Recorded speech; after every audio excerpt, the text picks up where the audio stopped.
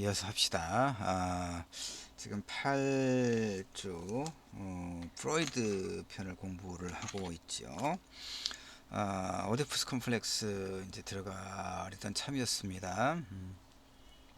자, 오디푸스는 뭐 고대 그리스 신화에 등장하는 비극적 운명의 주인공이죠. 테베는 이걸 저번에 한번 살펴봤는지 모르겠지만 하여튼 뭐 그냥 그 오디푸스 컴플렉스를 이해하기 위한 하나의 사전 지식으로 공부하는 거니까 뭐 더 전에 한번 설명을 했더라도 아무 뭐 상관없습니다. 더 하여튼 중요하니까 계속 보고 해서 우리 기억에 담아두는 것도 좋습니다. 테베는 아테네 북쪽에 위치한 이제 작은 도시국가였는데 테베 왕 라이오스와 왕비 이오카스테 사이에는 자신이 없는 게 아니라 자식이 없었죠. 자신이 없으면 안 되죠. 그래서 그들은 신탁에 이제 물어요. 어, 우리가 이제 그 예전에 우리 조상들이 이렇게 자식이 없으면 뭐 성왕당 그 마을의 당신, 그 다음에 또 그 이제 절에 가서 이렇게 뭐 불공을 드린다거나 이렇게 주술적인 어떤 의지를 했던 것처럼 그리스는 이렇게 이제 신들에게 가서 이제 하소연을 했다는 얘기죠. 근데 이들에게 내려진 신탁은 뭐였냐? 아들을 낳을 것이다.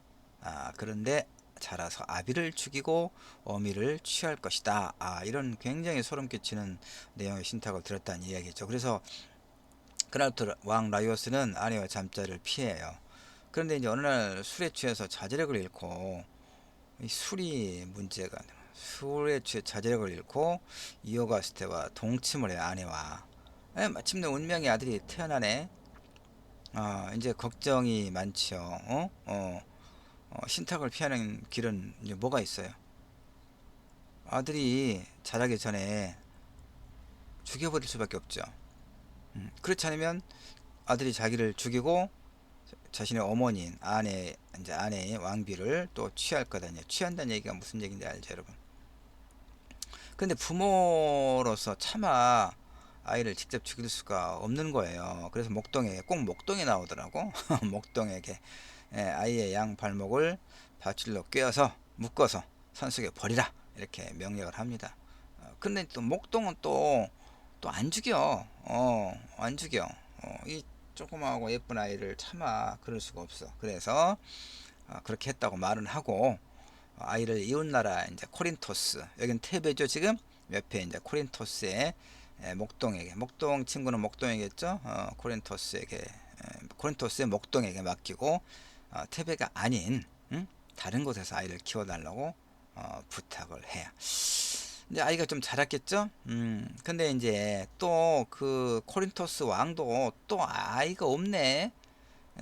아이가 없어. 이야기를 이렇게 만들었겠죠. 아이가 없네. 그래서 이제 아이가 없어서 이제 근심 걱정이 가득한 크린토스 왕 폴리보스에게 아이를 데려갑니다. 그러니까 말은 안 되죠.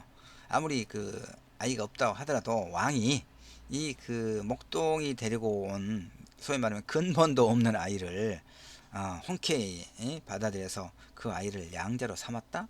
양자로 삼으면 나중에 왕이 되는 거잖아. 이건 말이 안 되죠. 그러니까 신화는 말이 안 되죠. 기본적으로 논리적으로는 말이 안 되는 거죠. 근데 신화는 뭐라고 그랬습니까?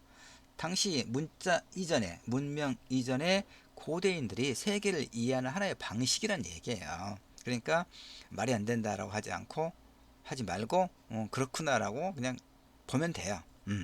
그래서 이제 오디푸스라는 이름을 이제 이 아이에게 붙여주는 거예요. 오디푸스는 당연히 이 코린토스의 왕의 아들인 걸로 알겠죠. 이렇게 멋지게 자랍니다. 그래서 이제 그 코린토스 왕과 왕비의 사랑을 독차지하죠. 그러나 또 우연한 기회에 신탁을 들어요. 그가 자신의 아버지를 살해할 것이다. 그러면 이 신탁이 실현되면 큰일이잖아요. 그래서 또 이 코린토스를 떠납니다. 여기저기 떠돌아다니다가 오디푸스가 하필 테베로, 이웃 나라니까 또 테베로 가는 도중에 이제 세 갈래 길에서 마차에 탄 한 노인과 그 일행을 이제 만난다는 얘기입니다. 이 노인이 아버지 라이오스 왕이에요. 테베의 왕. 테베의 왕. 이제 아버지인지도 모르고 아들인지도 모르겠죠, 서로.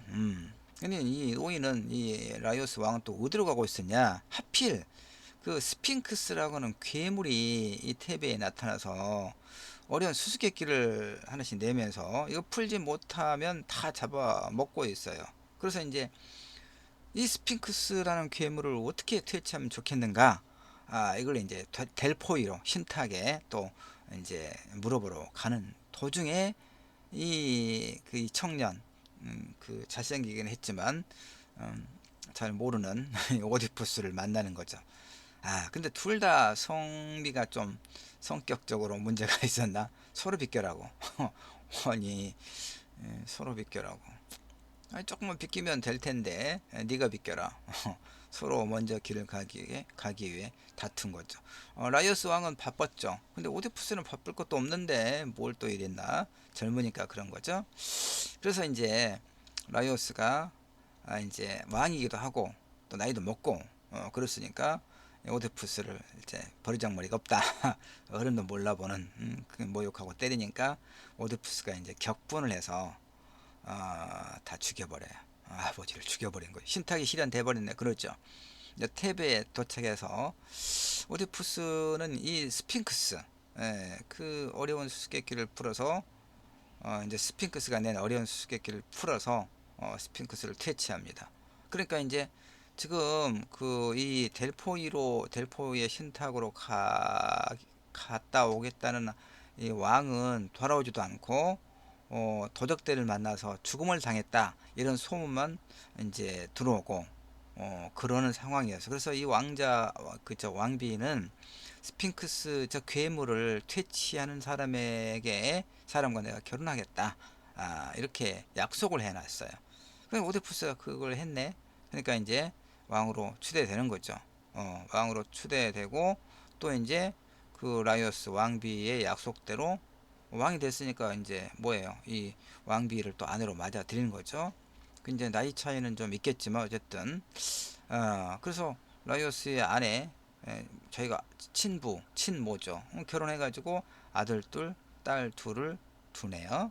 15년 동안 이렇게 이제 그야말로 해피하게 이제 지내고 있는데 신들이 더 이상 신들도 참 이상하죠. 그동안에 다 지켜보고 있어 놓고 15년 정도 지나가서 테베가 이 이제 도시가 평화 번영을 누리고 있으니까 시샘이 났나? 더 이상 오디푸스가 범한 죄악들을 방관할 수 없었다는 얘기죠. 그래서 신들의 저주로 이제 테베는 또 역병과 기아가 찾아들었고 역병이 뭡니까? 전염병, 기아, 굶주림.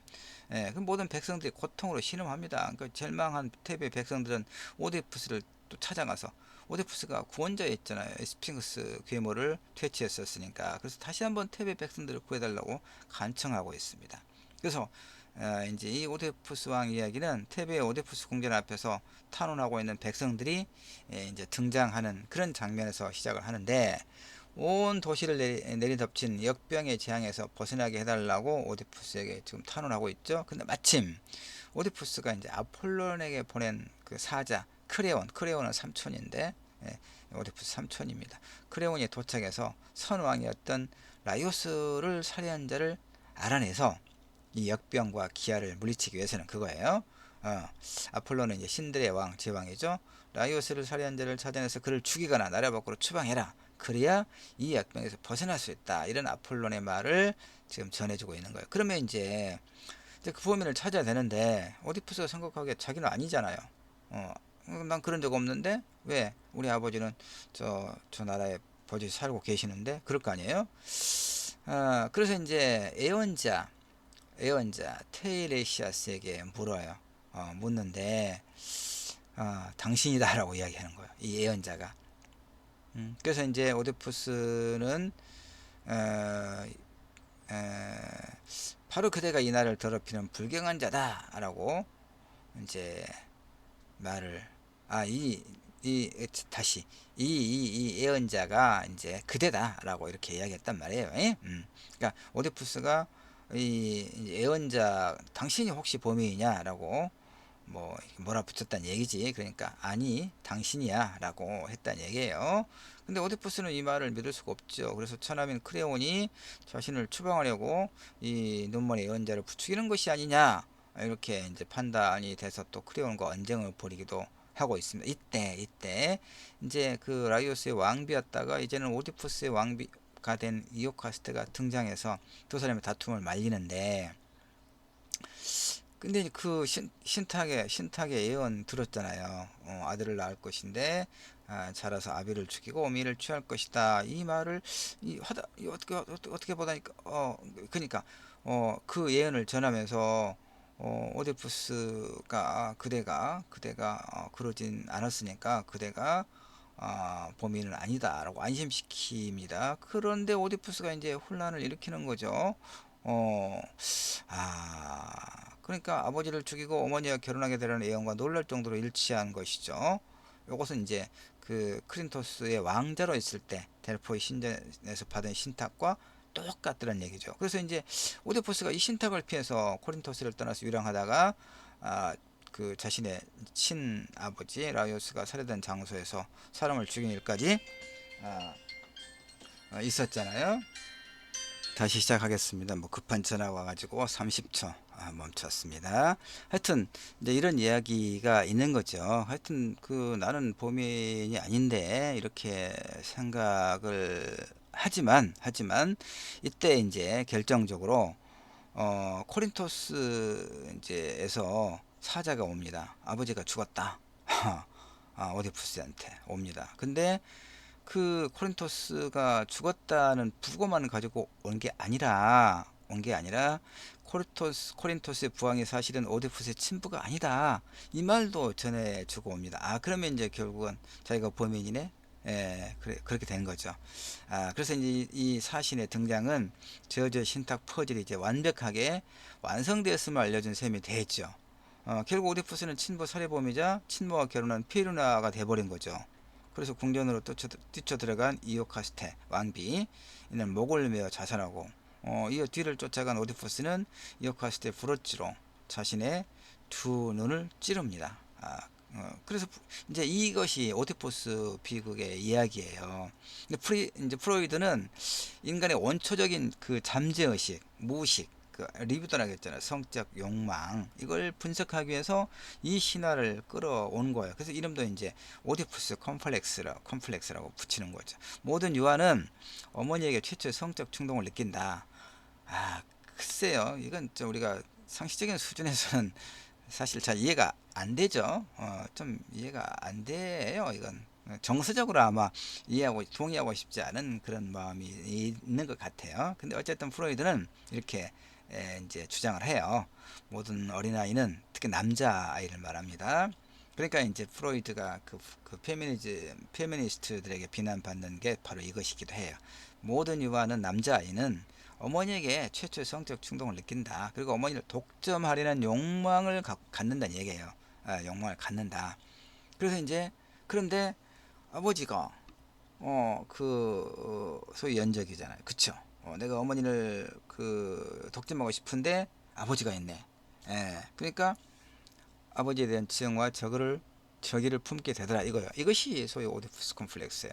이런 잠재의식 속의 갈등이 자연스럽게 해소되지 않고 고착되면서 정신적 문제를 안게 된다는 거예요. 프로이트는 그래서 발작적으로 손을 씻는 행위를 계속하는 정신질환자의 행동을 이 오디푸스 콤플렉스에서 비롯된 리비도의 문제로 이제 풀이하기도 하고 그런 겁니다. 자, 오디푸스 콤플렉스는 그래서 남성이 부친을 증오하고 모친에 대해서 품는 무의식적인 성적 애착을 뜻하는 프로이드의 심리학 용어입니다.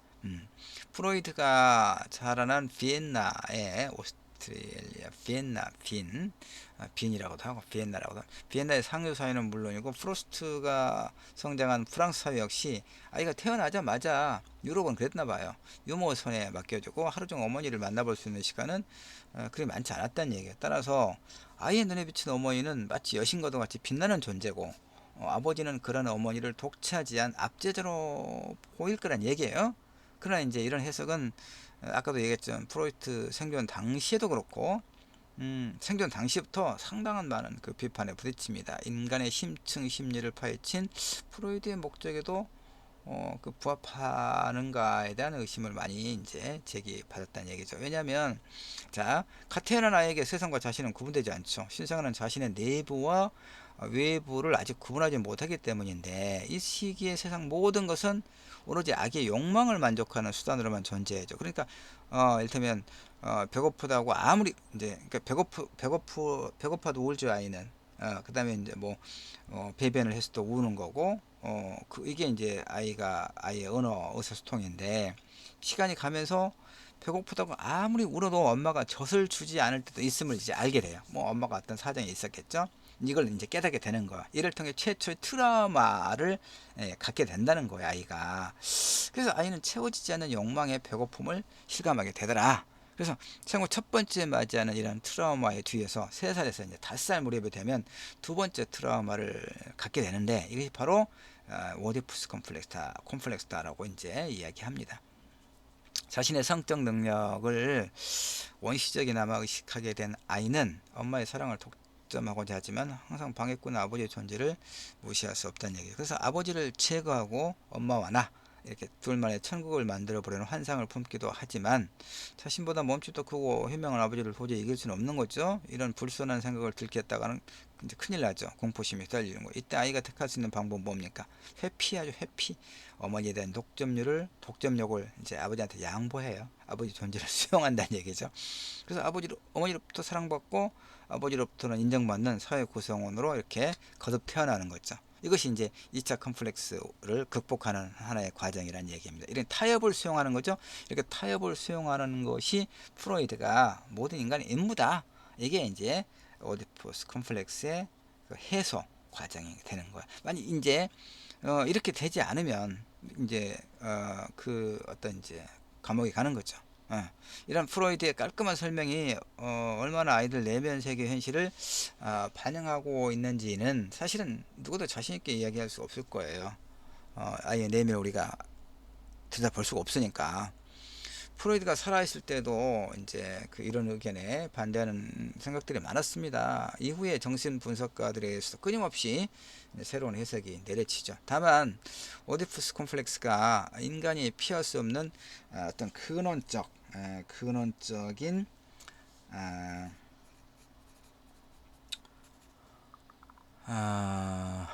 진실의 한 조각을 담고 있다. 이런 것은 우리가 이제 부인하기는 어렵다 뭐 이런 얘기겠어요. 그래서 이 오디푸스 콤플렉스는 이렇게 단순히 성적 욕망, 살해 욕망만을 충동만을 의미하는 건 아니에요. 이자적 관계, 삼자적 관계, 즉 이제 사람들과의 이렇게 관계를 맺고 그걸 확대하는 그런 상황, 즉 사회생활로 나아가는 그런 어떤 상황에서의 건너뛰임, 그 타협을 말해. 타협. 그러니까 오디푸스 콤플렉스는 인간이 현실과 타협할 수 있느냐 아니냐 이 말이에요. 결국은 타협을 못하면 한없는 외로움과 상실감 속에서 증오심을 불태울 수밖에 없다, 이런 얘기예요. 그래서 칼 융은 이제 그 프로이드 스승인 프로이드의 이런 그 이론을 이제 받아들이면서도 그 프로이드는 이제 남자아이만 얘기했잖아요. 사내아이만. 그 아버지 친부 살해 욕망, 어머니에 대한 독점욕. 근데 여자에게도 이런 본능이 있다. 그걸 이름해서 엘렉트라 콤플렉스 이렇게 이야기합니다.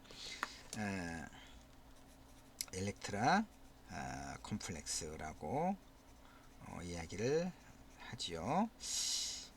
그래서 이제 그 남근기의 여아는, 그러니까 이제 3살부터 5살 정도, 그 정도의 여아는 자신의 어머니에게 살해 욕망을 품게 된다는 거죠. 거꾸로죠. 그러니까 프로이드의 오디푸스 콤플렉스의 여성 버전 이렇게 말할 수 있겠죠. 소포클레스와 에우리피데스의 이제 그 히랍의 역사학자들입니다. 동명 그 같은 이름의 그 비극의 주인공이기도 한 엘렉트라는 미케네 왕 아가멤논의 딸인데, 아버지가 왕비이자 자신의 어머니인 뭐 클리타임네스트라와 그녀의 정부인 아이기스토스의 손에 살해됩니다. 그러니까 동생과 함께 어머니의 정부를 살해함으로써 복수를 하고 만다. 이런 신화 속의 인물이 여성 인물이 엘렉트라입니다. 그 엘렉트라가 보여준 이러한 아버지에 대한 집념과 어머니에 대한 증오는 오디푸스의 근친상간, 부친살해와 정확하게 대칭을 이루고 있죠. 융은 칼 융은 이것에 주목해서 엘렉트라 컴플렉스라는 개념을 만들어냈죠. 그러니까 다 힐압의 신화들을 이렇게 적절하게 차용하고 있군요. 엘렉트라 컴플렉스는 이제 융이 만들어낸 용어긴 하지만 그 이론을 세운 것은 역시 프로이드죠. 원조가.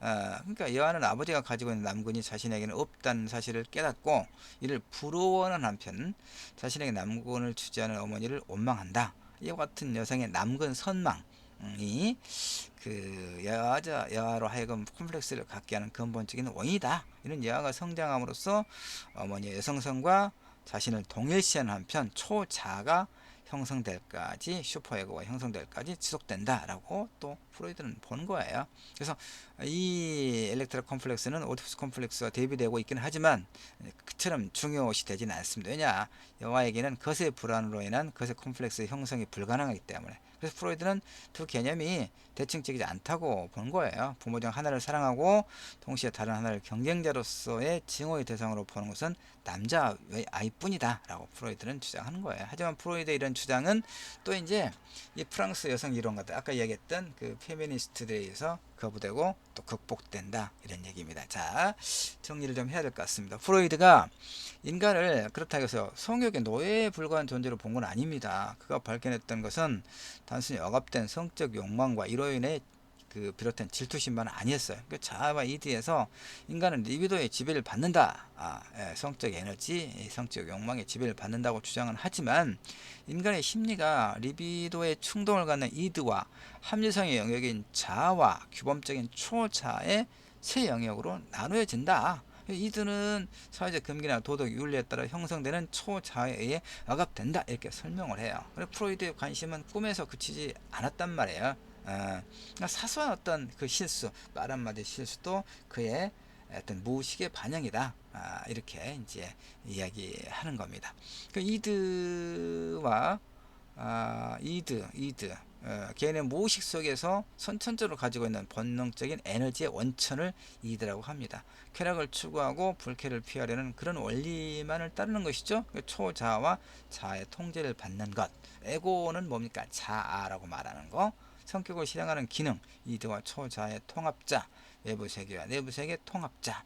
자아는 그러니까 이 기억 속에 남아있는 과거의 사건과 현재의 행위 그리고 기대와 상상 속에 나타나는 이런 미래의 행위와 관련된 개인적 어떤 행위의 준거를 제공하는 거죠. 그래서 행동에 어떤 지속성, 항상성, 일관성을 부여하는 그런 개념이에요. 신체 개념은 이제 자신의 초기 경험이 중심이 되지만 자아는 성격이나 신체와 공존하는 건 아니란 말이에요. 그러면 슈퍼 에고는 또 뭐냐? 이드나 자아와 더불어 정신을 구성하는 것, 선악을 판단하고 양심의 기능을 이용하는 그런 부분이죠. 그 이드에서 오는 본능적 충동이나 자아의 욕구 따위의 작용을 도덕 내지 양심 따위로 억압하는 높은 정신 현상. 그러니까 우리에게 필요한 것은 늘 이렇게 그 성장하도록 이렇게 이제 다짐해야 되는 것은 뭐라고요? 프로이드에 의하면 이런 슈퍼 에고다 이런 얘기입니다. 초자. 이런 현상을 이야기합니다. 자, 여기까지 해서 일단은 프로이드에 관련된 이야기, 프로이드가 오디푸스 콤플렉스를 통해서 그 어떤 리비도, 성적 에너지, 인간의 행위에 그 무의식에는 가장 강력한 동기는 이 리비도에 있다. 꿈 해석을 통해서 이제 말하고 있는 것을 우리가 8주차를 통해서 공부를 좀 했습니다. 지금 내가 그 음악을 좀 찾고 있습니다. 음악을 또 내가 좀 찾아서 저장해 놓은 음악이 있는데 무슨 음악을 한번 들을까요? 이번에는 그 나이 아저씨의 OST를 한번 조금 들어볼까요? 고유림의 노래, 이선균의 코맹맹의 노래도 또 좀 들을만 하긴 합니다만, 그건 소주를 한잔 했을 때, 달달했을 때 들으면 또 그렇고, 왜냐면 노래를 못 부르니까. 예, 음치 같으니까. 이선균의 그 피음, 그 코맹맹의 소리가 좀 독특하긴 합니다. 고유림의 노래로 아주 중저음에, 여러분 들어보았겠죠? 상당히 매력적입니다. 노래를 다 듣지는 말고 뭐 한 2분만 들어볼까요? 예, 명상, 소위 우리 분반의 우리 나름의 명상 시간이죠. 예, 마음을 좀 정리하는 이제 그런 시간입니다. 팔주자 공부를 한번 되새기면서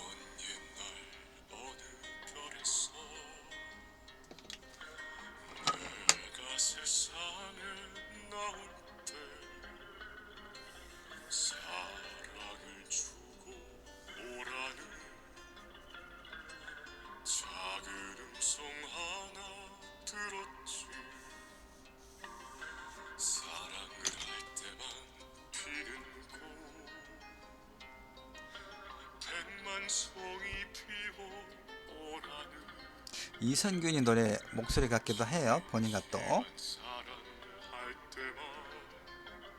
고이름이라고 되어 있는데,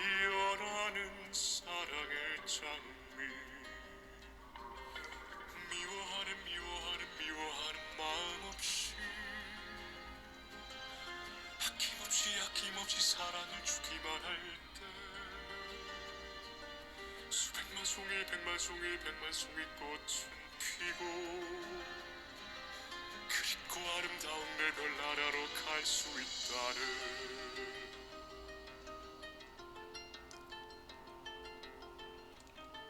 자, 여기까지 일단 듣고 끝내도록 할게요. 수고들 하셨습니다.